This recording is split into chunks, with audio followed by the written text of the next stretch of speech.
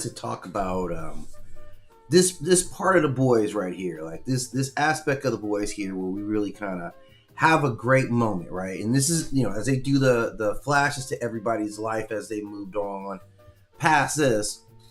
This is one of the best moments here. This scene, obviously, we have Mother's Milk, Marvin getting back with his wife Janine, his daughter, right, getting remarried again, right, and of course the big thing is the presence of Ryan, right, and to me, like, this is subtly one of the standouts of the show to me, because we have to contradict it by how much apathy and violence and hate and all that stuff that the show put on display, but to have the capacity to come to this kind of moment, and it's in a very subtle way. And I think it was important that it was done in this very subtle way, just gave it a greater impact. And like, again, like a picture says 1,000 words, right? Like, if we look at everyone, like, Marvin and Janine back into it, they're back in this just natural space. There's people around them with applause and smiles. Like, so this picture, this image here is giving us like a really good understanding of like where the world is right now. And the where the world is right now part is a happiest place, right? And then you see, of course, his daughter who's looking happy herself, and Ryan's just being. Ryan's just truly happy, right? So there's two interesting dynamics here, and one that it shows that Marvin completed his mission without completing his mission. Like, his mission was Soldier Boy, right?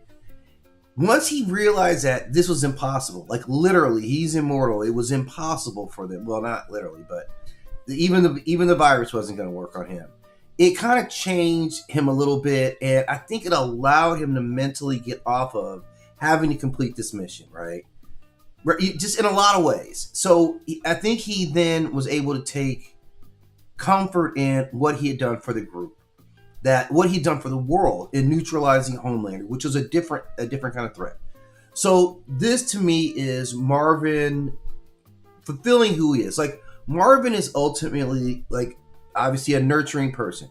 That's why he is Mother's Milk, because of his nurturing nature, right? Like, this is fundamental to who he is. And we see it in some early signs, like going back now when I watch that episode again and knowing how things worked out, there were clear signs. Like, even when, after we see that Kimiko has unleashed the blast and they're all laying on the floor, when Marvin and Huey come into the room, I think Starlight's with them. Yeah, I think. Starlight's not there. But when they bust into the room, the first thing that he does is go and check on Ryan, right? Like, right off the bat, he goes. So he's always and Marvin's been kind of showing this like external concern for other people in greater capacities, right? I think we've seen it more and more and more. It was highlighted because he went through a much darker time where he was like, "We're dead. We're not going to come out of this. It's better for them as a family to not have me around." So he knew very seriously that where he was at was, really detrimental to his family. Hang on, I'm going to change my headphones here.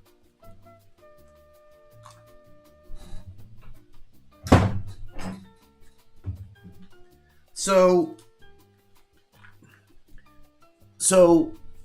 he really understood like where he was with his family, right? Like 100%.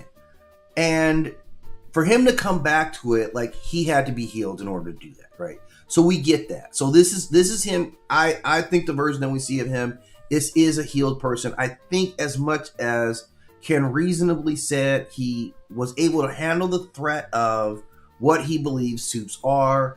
I mean, obviously, Soldier Boy is literally still out there and frozen, but that's beyond what he has the capability to do anything about, right? Like, just on a lot of levels.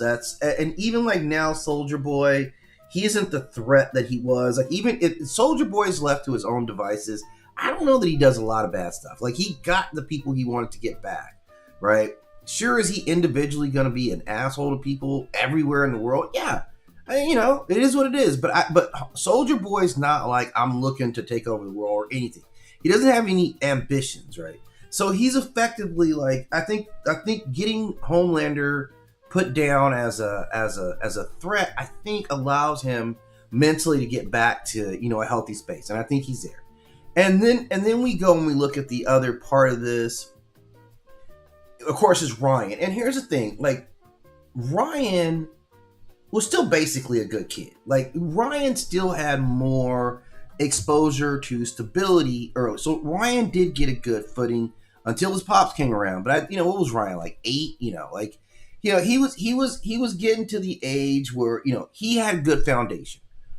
That's the whole thing with Ryan, is that we know that Ryan had a really good foundation with his mom. Like Becca really did a good job of just like steadily giving him good messages, steadily giving him good support, like all the things that a kid actually would need to be a well-rounded person.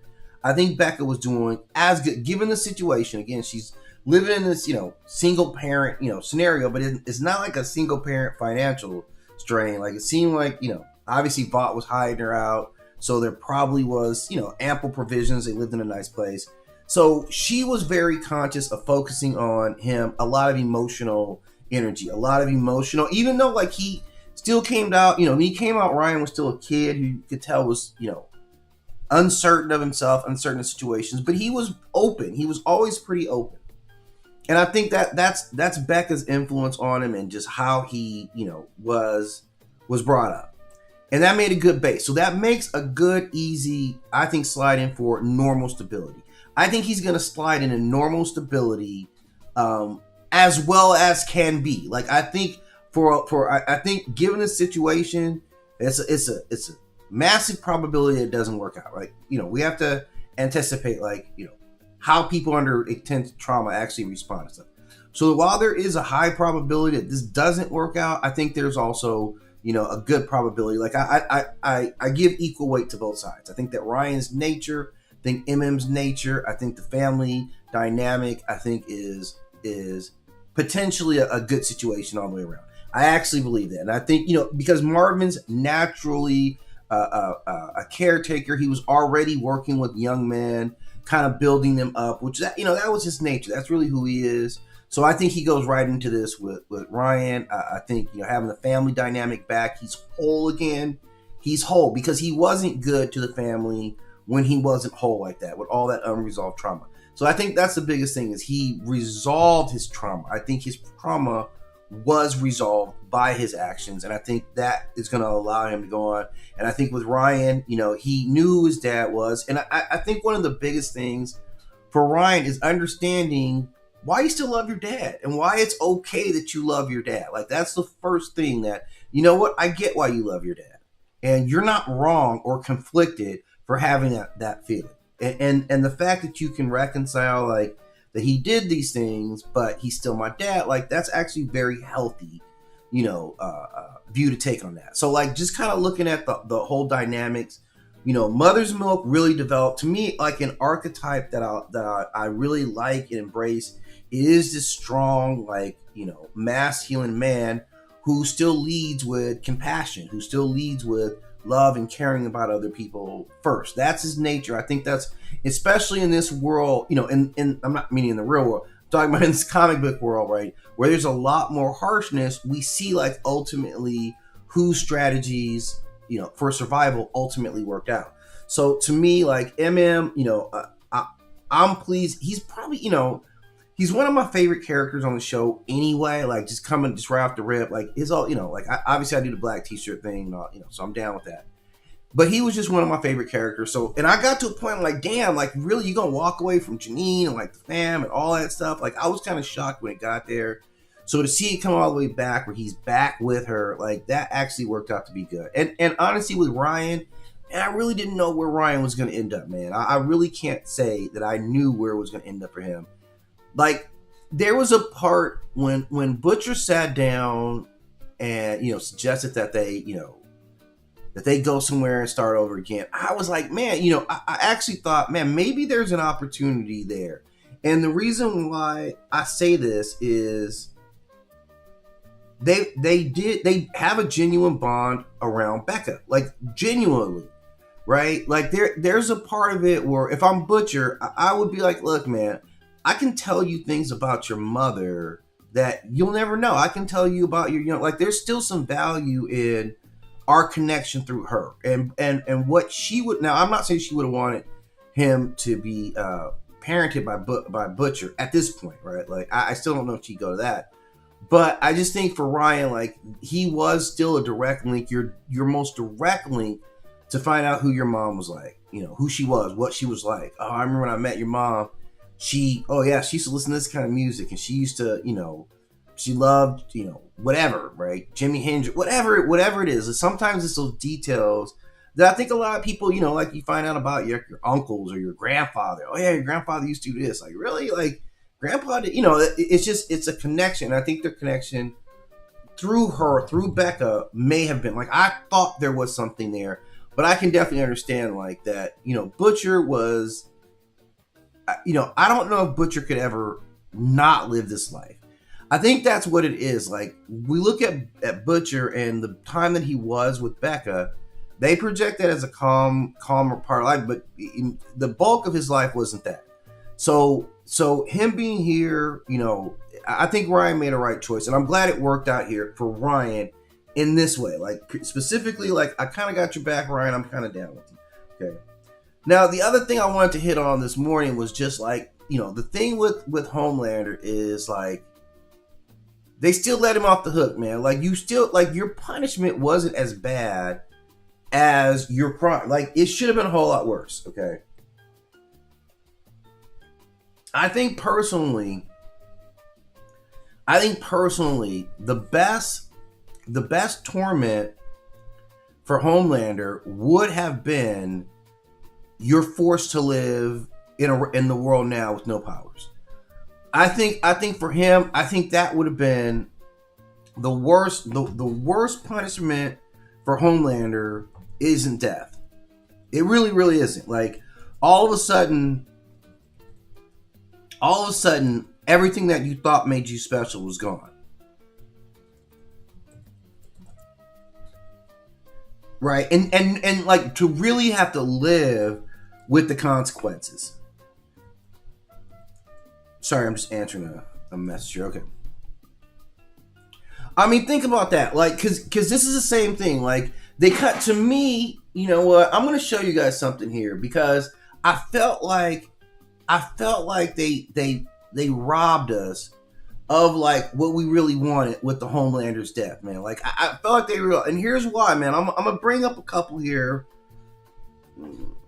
What's this cat's name? Yeah. I'm gonna bring up a couple of deaths here, and I'm gonna judge them, right? Like because, like, man, Homelander. I mean, you did so much tripping.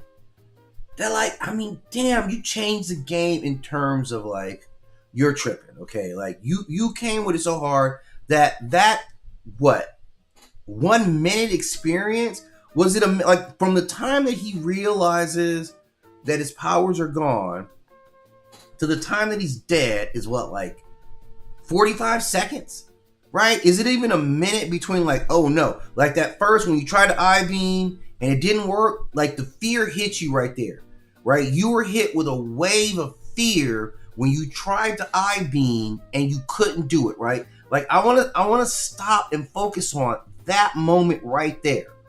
Like we skip it over. This should have been like in real time, what was going on inside of Homelander's noodle at that first I-beam that didn't work, right? Like you've been I-beaming shit. It seems like from early childhood, I-beams have been something that you handle business with like that, right? Is business handled when I go to these I-beams all the time. The I-beams have never failed me even once. Okay? So now you turn around to use your I-beams and just like that, they're gone. Just like that, it was gone, right? Like I might have preferred story-wise a lengthening of that time. A lengthening of how long it takes him to truly start to weaken, right? Like, I felt like that, again, that may have pushed to like 9 episodes, but just imagine this descent. Imagine psychologically the descent. Like every day you getting weaker. Your I-beam stopped working. Now people are the dynamic around you is changing, right? That actually would have been like more fitting for him, all the way to the point where like you're powerless, right? You're completely powerless. You can't fight. Right? Like, this is what Butcher proved right off the bat. You can't fight. You're just stronger than everybody. And you can fly and shoot out I-beams. You don't know how to fight, okay? So Butcher beat that ass, right? Just sound. So, but I feel like in that moment, like that time, when from the first, oh no, this I-beam don't work, to I'm trying to fly away and I can't, like, those 2 moments, you have to combine a level of fear that's on a whole nother level. He's had these abilities since day one. He's never had to deal with any aspect of life without being able to rely on his powers, his invulnerability, like his presence. Never. Okay? So I think within that, psychologically, what that represented was a deep opportunity for us to get inside the mind of a tyrant, right? To get inside the mind of someone who was an oppressor at this level, and then to have it flipped around. Like, because there's a lot. Your brain has got to break when you're like, oh no, my powers don't work. Because when he saw Kimiko come in the room, he was like, oh no, right? He knew what this meant, right? Remember that first time we I-beamed her? He was like, no. And he had to rely on the I-beam. That's his quickest weapon. It's a long strike weapon. Like, I don't have to have proximity with you. I can get this off faster than you can get off your chest blast, right? So he kind of had recognized, he knew this was real. He didn't even doubt. So and this goes back to his conversation with Frenchie. This is why his conversation with Frenchie still stays relevant, because even when he killed Frenchie, right, and he said, you were trying to bring something to bring me down, and Frenchie told him, we did it. And in that moment, the fear was embedded in him. So, like, there's a journey of this fear inside of Homelander that we don't get to see at all, really. Like, there was no, like, Anthony Starr, I think, does a great job of conveying it. Like, in that moment when Frenchie said it, I felt like I could read on his face that, yeah, I get this. I get that this is an actual threat to me that will completely change the game for me, right? Like, I felt it. In the story, we don't get to develop further, like, what's going on in his head, knowing that it's out there. They had even beefed up the security at the White House, right, for him. Which, this is crazy that Superman essentially is hiring security, right? All these extra stuff, that they were taking this very seriously, this threat. But in that moment when he loses his power, like, it's that much, it's seconds, right? It's seconds. In those seconds, I love to stretch those seconds out and go through his brain and his emotions to see what was going on. What was biologically happening to him? Was it inducing fear? And then when he tried to run, and you run like a regular, you look all slow, right? So, I mean, like, he was torn down in such a swift period of time, right? Now, I'm gonna juxtapose it, and this is one I've always felt a little more. Oh, where you at? This is one. Okay, so this is obviously, Joffrey Baratheon, right? Who I think achieved, a similar kind of height of villainy as Homelander. I mean, different scales, obviously, right? But this was the last dude that it really, really, really, yeah, I'm watching you, yeah, you about to die, and it's about to be good, was Joffrey Baratheon, right? Like, really.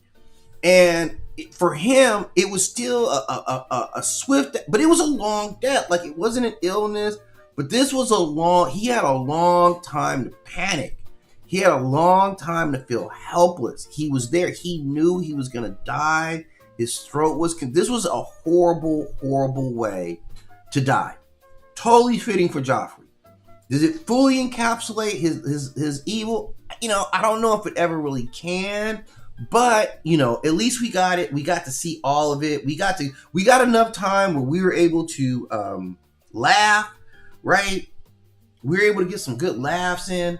For Joffrey knowing, it's going down. It's going down, right? And this is where, like, opposed to, let me pull this one up for you guys here. is let me grab this one here. Okay.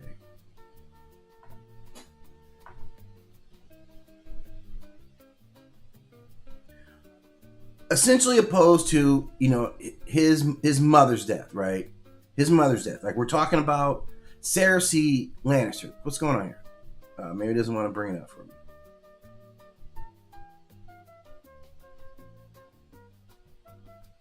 Okay, well, it doesn't want to let me add that image on here for some reason. But opposed to Joffrey's mother's death, Cersei Lannister, and I kind of felt the same way with Cersei's death. She was never really punished. What would have been worse for Cersei Lannister would have been, now you're a broke ass regular person. How are you going to survive in this world when you're one of the most hated figures in all of Westeros, right? That would have been it. For her to have lost all the power, all the control, that would have been, it wouldn't have killed Jaime in that regard. Jaime would have been happy probably anywhere on the planet with her, right? That's the truth. Jaime would have been happy to go somewhere and be with her and just figure it out.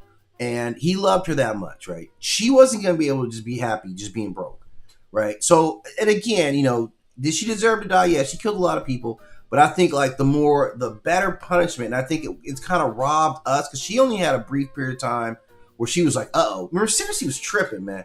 Cersei was tripping for a long time. It wasn't until the very end that she was like, uh-oh, I can't get her to stop. She's about to burn the whole city down with these dragons. I was playing too much. So relative to what she did, seeing her die in that collapse, it doesn't feel as emotionally satisfying, right? So, I mean, that's just what it is. And I still feel like in some cases, allowing Butcher to execute that, I don't know if that was the right move. I mean, psychologically, it feels right for the show, but still, man, I just felt like we could have got a little bit more satisfaction out of Homelander, and just how the whole thing with Homelander went down. I just really look at that situation like, man, they were really putting it out there as a character, and that death seemed like it came a little too weak, right? So anyway, I just want to drop in. I really want to give my thoughts on Mother's Milk and Ryan Connected, which I think is a really nice representation of just like Marvin and Ryan, who they are, and like some hope and some good things. And then of course Huey and Starlight, having a baby. I think that's gonna be cool.